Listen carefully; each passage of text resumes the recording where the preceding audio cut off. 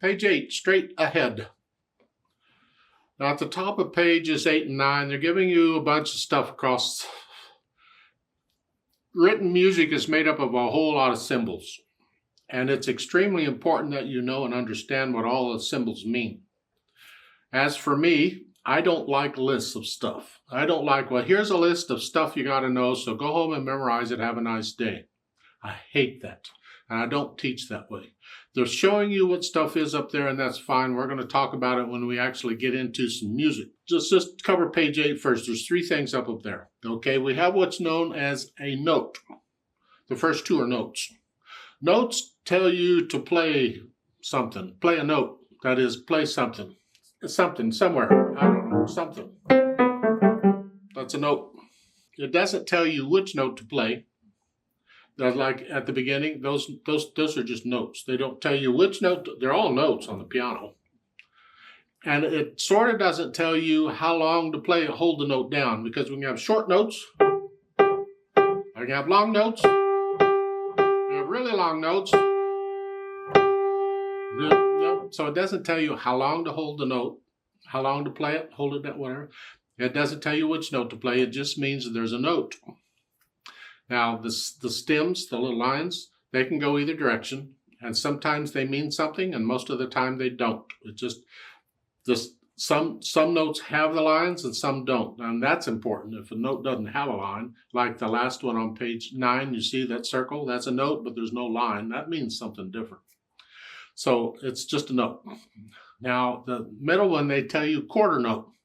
That solid circle with a stem, whether the stem goes up or down doesn't matter, but it's a solid circle with a stem is called a quarter note in this country. Some countries call them other things. If you're from the UK or some other country that calls them other things, you can do the translation. I'm going to use the system that we use here in the United States, and we call them quarter notes. So what's so special about a quarter note? Well, we'll get to that later. It is important. Just know that a quarter note is a solid circle with a stem. That's all you need to know for now. Now, for every note, there's a corresponding rest, because you play a note by pushing a key down, some key down, I don't know, some key. That's playing a note. You play a rest by being quiet. So a quarter rest is simply the same as a quarter note. Instead of playing a note, you're quiet for that long. How long? I don't know. Who knows? However long a quarter note lasts, well, a quarter rest will last the same amount of time.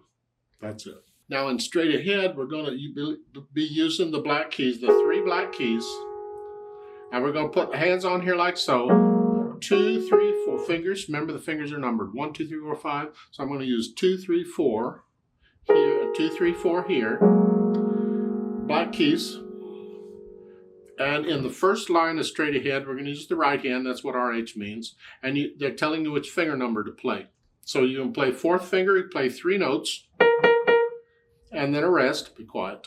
And then 3rd finger, 3 notes, and then a rest, be quiet. And then the 2nd finger, 3, and then a rest, you've been done before. And then 2, 3, 4, like so.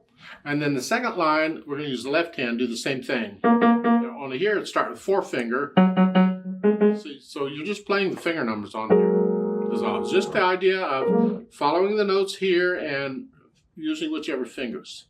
And I will encourage you right from the beginning, please, if you can, once you have your hands in position, keep your eyes on the music. Don't be looking at the keyboard. You don't have to look down to play the notes. You're there. Just trust yourself to lower the weight and play that note, whatever it is. It's important that we develop a feel for the keyboard and where the keys are. And it takes time. So we'll just start now on top of everything else you're doing. You can do this too, right? No problem.